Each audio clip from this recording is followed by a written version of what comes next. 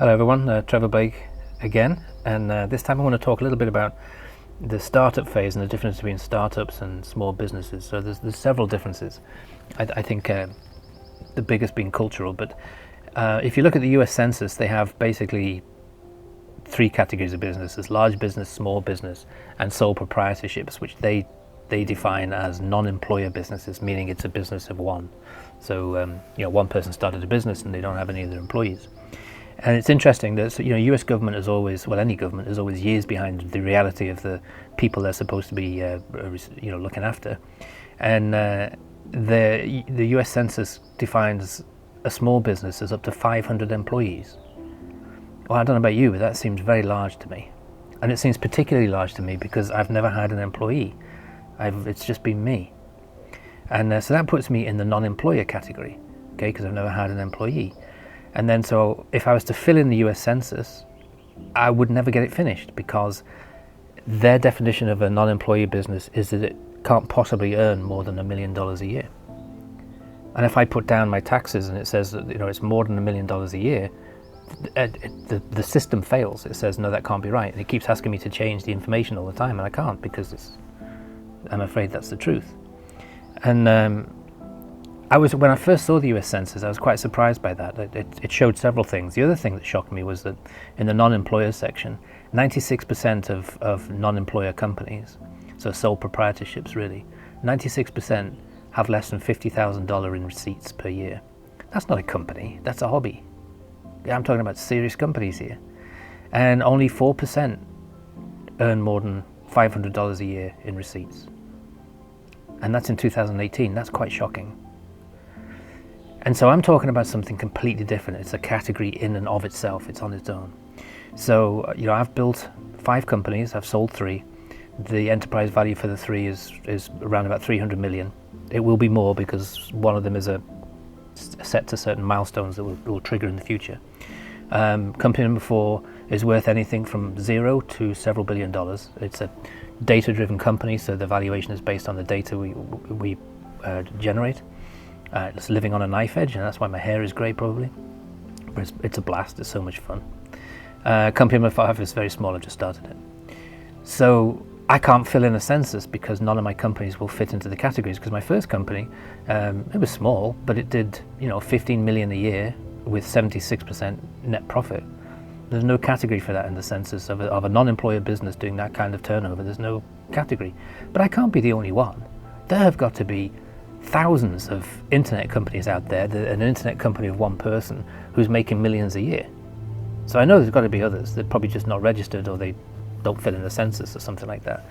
But it makes you think about this difference between startups and small businesses. And so it's got me thinking a little bit about the startup phase. And when I look at all my companies, I realize that I sold them all before ever getting out of the startup phase. So the way I start up a company is I have a winning idea. I immediately incorporate the idea, give it a name, it doesn't matter what the name is, and then go about the business plan process, which means getting out, talking to potential customers and stakeholders, and then really getting to understand what it is, this idea I have. And then I jump in and get going and figure out what it is I want to fix and start fixing it, and that's basically it. And in fixing it, generate revenue, net profits, da-da-da-da, and then always in my situations, at some point the phone goes, and someone says, I've heard about your company, I'm really interested in it. We're looking for a potential strategic buyout or something like that. Would you be interested in talking to us? And the advice I was given many, many years ago by a guy who built a $60 billion company was, when you're a small company and someone makes you an offer that you think is reasonable, you take it. And I take it. And so my first company, I started for a couple $100. I was offered 57 million for the rights to one product and 50 million for the rest of the company.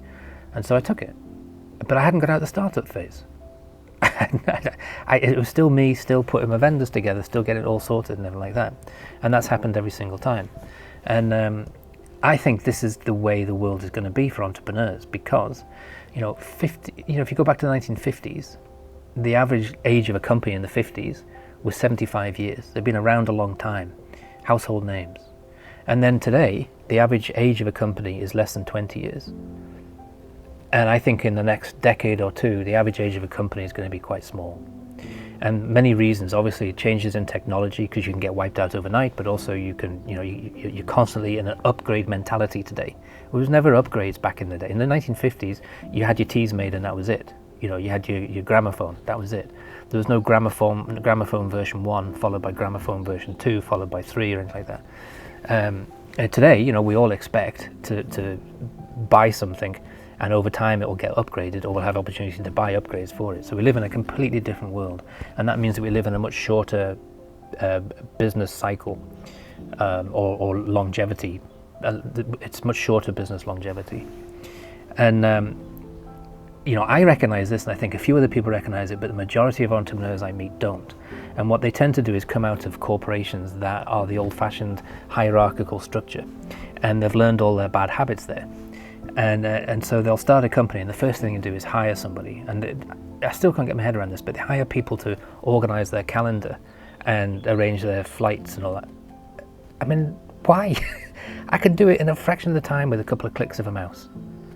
Makes no sense. That's that's an expensive investment that you do not need, but I see everybody do it. I think it's an ego thing. I think when someone starts a company, it's probably the first time they've ever had the opportunity to have a personal assistant. It makes them feel good. It's crazy. And then the next thing they do is they say, okay, I'm a software guy, let's say. I'm not, but someone might say they're a software guy, and then they say, okay, so I need a head of sales, and I need a head of legal, head of human resources, and before you know it, that person has invested in 6 or 7 other people, and now they're no longer a non-employer business. They're no longer a startup. A startup is 1 or 2 people working in the garage or the home office, or I have a home office, I have an outdoor office, but in my home, and or a spare bedroom in the house, whatever they do. It's 1 or 2 people. Amazon started in a garage, and Microsoft started in a garage, and it's just a small group of people, and that's a startup. Hiring heads of this and heads of that is not a startup. It's a small business. And one of the problems with going with that direction, or hiring people like that, is that 82% of all company failures, whether you're a startup, a small business, or a large business, is cash flow mismanagement. Not necessarily the fault of the people, although in the bigger companies I think definitely it is. But in the smaller companies it could be circumstances, it could be environment, it could be marketing, or the advent of recessions, etc. But cash flow is a big issue, and so you want to keep as much powder dry as you can in the startup phase. And so what I decided to do, so if you don't do that, here's an example. Okay, so this is the analogy I use. If you buy a house, you wouldn't hire a full-time handyman to live in a spare bedroom in case something went wrong. But that's what these entrepreneurs who come out of the corporations and hire all these people, that's what they're doing. Because the first few weeks of starting a company, those people will be busy. But they're not busy building a company or creating products or talking to customers. They're busy hiring other people. The person you make head of sales will hire a director and associate director of sales. The person in charge of legal will want some paralegals to start working with them to do the menial tasks that they don't want to do, like filing. It's crazy, and before you know it, you've got a hierarchical structure. You don't need to do any of that. You need to think more like a conductor of an orchestra. So I can pull together, a trombonist and a violinist and a percussionist, and I can't play any of these instruments, but I can conduct them, and I can conduct it to get a beautiful harmonious tune. And that's what I do with the business. So I hire a vendor for a few hours a week to do my legal, a vendor for a few hours a week to do my accounting. Well, actually 1 hour a week. Even today it's only 1 hour a week to do my accounting. Someone to do regulatory, someone to do manufacturing, someone to do distribution. And what I'm doing then is I'm saying, okay, I really don't have any concept of how quickly revenue will come in, and I can't control how fast revenue costs go out, because people want to be paid. I can try and negotiate favorable terms, but typically no one's going to cut me any slack. If they don't have the money, they're not going to say, okay, don't worry about it, we'll come back next month. They're going to say, okay, you're done, contract done, turn up, you're finished. And so by doing this is called the model of alliances, and I talk about it a lot, so you can check up on it. But by doing that, you're able to manage your cash flow very effectively. But what it also does, which was not the reason I started it in the first place, but the beautiful side effect of it, is that as an entrepreneur, it frees you up to focus on building the business, to come up with creative ideas for new products, new services, marketing ideas, etc., because you're not spending all your time holding the hands of disgruntled employees. And in almost all of the startup businesses that I've been called in to help, I've been called in because the guy who started the company and hired all these people is spending all of his or her time with disgruntled employees who are really satisfied for the first 6 months when there's plenty to do, but after the next 6 months go by when things go a bit flat and they're on the internet all the time and they're looking for other jobs, and then they go into the office and they say, look, if you don't give me a pay rise, I'm out of here and I'm taking all this know-how with me. And I've heard of situations where someone comes in, look, you've got to let this person go so that you can use that money to give me a pay rise. I mean, this sort of entitled mentality that people develop in the startup business model is quite shocking, and it's very stressful and very depressing for what was once a creative entrepreneur who had a winning idea. So you don't want to put yourself in that situation where that happens, and the clever way of doing that is to stay in the startup phase where you're just one or two people working in your office or your garage, but you're contracting out with vendors who are experts and who give up a level of service to all of your customers that you wouldn't be able to give if you were hiring all these people and having to train them and supervise them, etc. So just some thoughts, and I hope it's of value to you. And if you're interested or curious, go to my website. There's loads of blogs on this subject. And thanks for listening. I appreciate it.